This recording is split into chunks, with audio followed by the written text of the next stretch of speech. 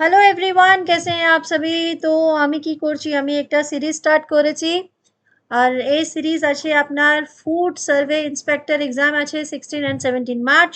So start our set 3, set 1 and set 2 we have already done. अगर आप लोगों ने वो नहीं देखा तो पहले वो देखकर उसमें मुझे आप लोग अपना मार्क्स बताइए कि कितने क्वेश्चन आपके सही हैं। तो उससे मुझे हेल्प होगा कि मैं आपके साथ कौन सा नेक्स्ट प्रीवियस ईयर पेपर कौन सा मैं लेकर आऊँ। तो चलो फटाफट से स्टार्ट करते हैं। आज क्या हम लोग 10 क्वेश्चन कर रहे हैं, 10-10 करके सारी सीरीज चल रही है, ठीक है ना। 10 पहले दिया है, उसके बाद 10, नाउ इट्स 21 to 30। तो चलो let's start. Question number 21, dialysis is used for people with defective kidney.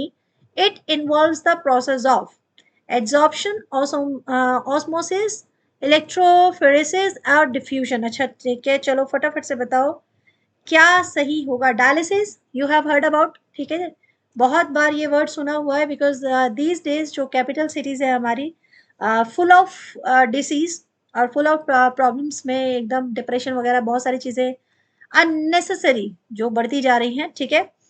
तो डायलिसिस भी ऐसा है कि हमारा पूरा ब्लड जो है वो चेंज होता है और नया ब्लड चढ़ाया जाता है, सिंपल लैंग्वेज में जिसे हम कहते हैं। तो यहाँ पर डायलिसिस का मतलब एक ऐसा प्रोसेस है जिसका कोई एक नाम है। तो उसका सही आंसर क्या होगा? सही आंसर होगा, आपको एक टाइम दे दिया है, इतने टाइम में जिसने सही आंसर कर दिया बहुत अच्छी बात है। यस, तो राइट आंसर होगा इसका बी, ऑसोमोसियस, ठीक है, ऑस्मोसिस। ऑस्मोसिस जो है इट्स अ प्रोसेस जहां पर ये सारा पैटर्न चल रहा होता है, डायलिसिस का जो पूरा प्रोसेस चल रहा होता है। तो osmosis is the right answer. Next question is consider the following statement. एक स्टेटमेंट दिया है, 2G spectrum uses bandwidth of 30 to 200 kilohertz. 3G spectrum uses bandwidth of 15 to 20 megahertz. 4G spectrum uses bandwidth of at least 40 megahertz, ठीक है। तो आपके जो 2G, 3G और 4G आप यूज करते हैं, अब तो 5G आ चुका है, उसके जितने साथ में जो बैंडविड्थ होते हैं, उसकी जो पावर स्ट्रेंथ होती है बैक में, तो आपको बताना है कि इसमें से कौन सा करेक्ट है, क्या किससे सही मैच हुआ है।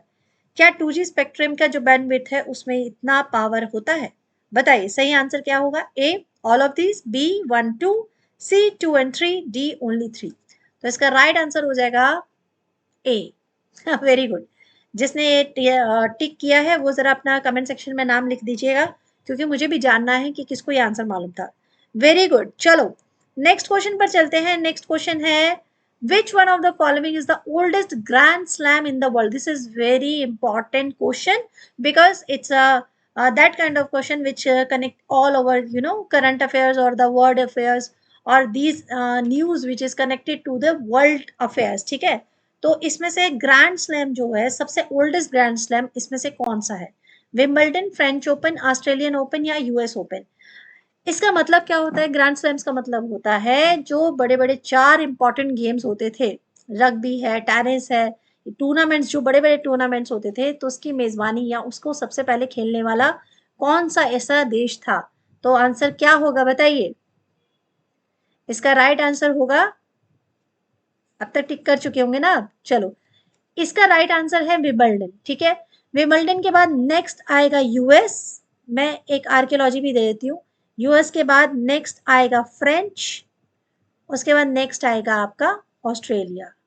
मैं साथ साथ में इसको इसलिए मैंने इसे आर्कियोलॉजी में दे दी, सॉरी, इसलिए मैंने इसका पूरा बता दिया आपको कि नेक्स्ट कौन सा होगा, कि बाय चांस क्रोनोलॉजी आ गया तो क्या होगा, इसीलिए, ठीक है। The largest flower in the world, इस पूरे संसार में सबसे बड़ा फ्लावर बताइए कौन सा होगा। आपको नाम तो बताना ही है, जब इसका मैं सेकंड नाम बताऊंगी ना तो आपको हैरानी भी होगी। बताओ सबसे बड़ा फ्लावर क्या नाम है। So lotus, Rafflesia, giant cactus, none of the above. Lotus बिल्कुल मत क्लिक कीजिएगा।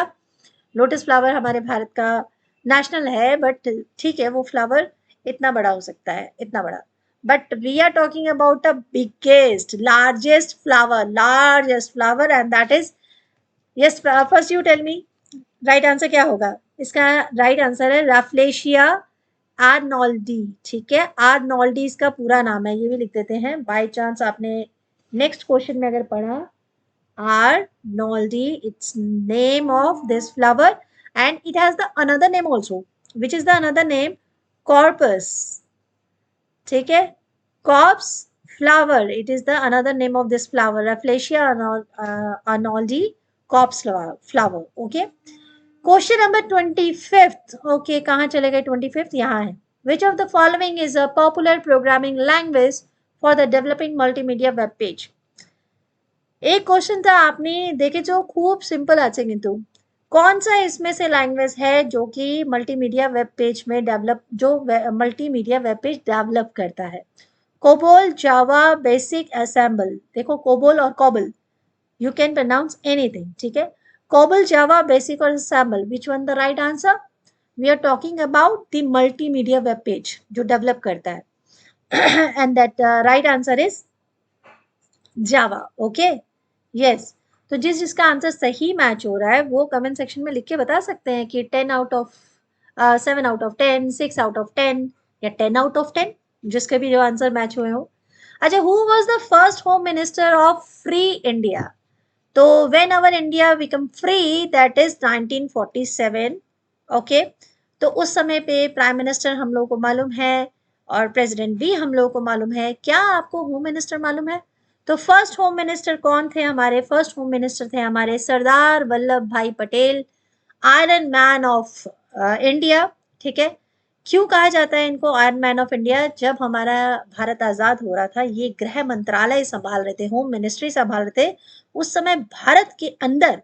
सोचो, आज हमारे इंडिया में 28 स्टेट्स है, तो आए दिन आपस में कहीं ना कहीं ये बेचारे जो होते हैं ना कजन भाइयों की तरह उलझ जाते हैं। तो एक टाइम पे there was 592 states in India. तो सोचो, अगर ये इतनी सारी स्टेट्स होती तो आज तो मतलब ये लोग लड़ लड़ के हार जाते। तो हमारे लौ पुरुष, हमारे आयरन मैन ने क्या किया? सबसे पहले ये सारी स्टेट्स को इंडिया के एक डेमोक्रेसी के अंदर लेकर आए, कुछ स्टेट को छोड़कर। जैसे हैदराबाद, कश्मीर उस समय नहीं मिला था, बाद में वो भी मिल गया था। कश्मीर तो नहीं मिला था, लेकिन हाँ हैदराबाद तो मिल ही गया था। ठीक है, तो इनका कंट्रीब्यूशन बहुत ज्यादा है सरदार वल्लभ भाई पटेल का, इसीलिए इनको इतना इंपॉर्टेंट नाम दिया गया। अच्छा, ये सरदार नाम जो है ये इनको कैसे मिला? चलो, ये आपका होमवर्क क्वेश्चन, अगर आपको मालूम हुआ तो मुझे आंसर बताओ, नहीं मालूम होगा तो नेक्स्ट क्लास में मैं आपको बताऊंगी। ठीक है, सरदार वल्लभ भाई पटेल, उनका नाम वल्लभ भाई पटेल था, लेकिन उनको टाइटल मिला था सरदार। किसने दिया था, क्यों दिया था, और ये कौन से इवेंट की बात है? नेक्स्ट क्वेश्चन है, the term Congress was derived from, जो कांग्रेस शब्द है वो इनमें से कहां से लिया गया?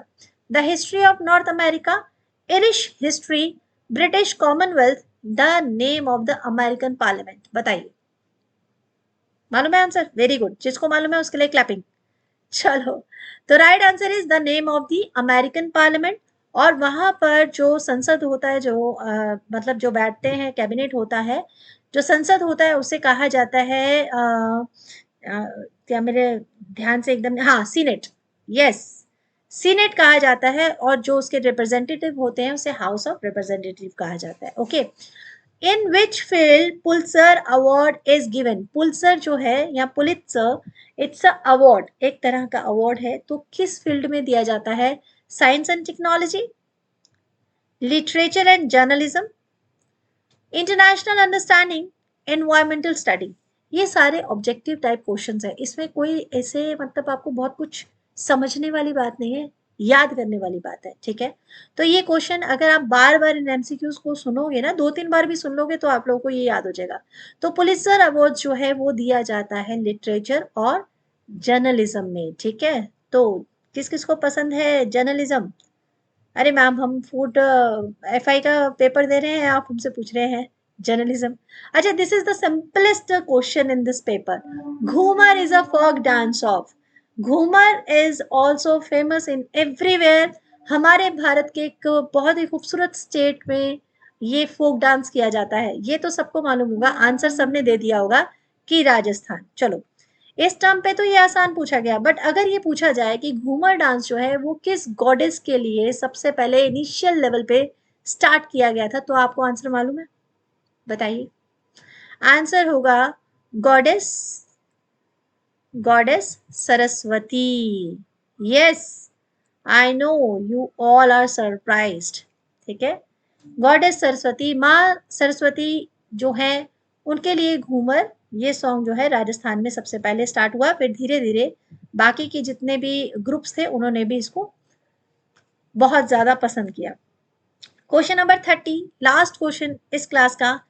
Amnesty international is a, amnesty international एक संगठन का नाम है, तो वो इसमें से कौन सा संगठन है?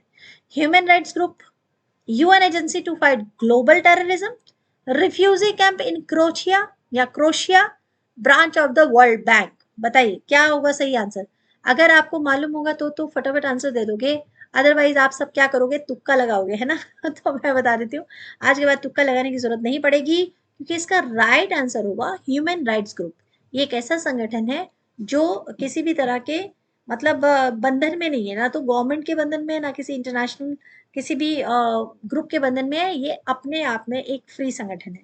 ठीक है, तो ये थे आज की क्लास के टोटल 30 क्वेश्चन। नेक्स्ट क्लास में हम और 30 क्वेश्चन करेंगे। अगर क्लास पसंद आई हो तो प्लीज लाइक कीजिए, शेयर कीजिए, सब्सक्राइब कीजिए।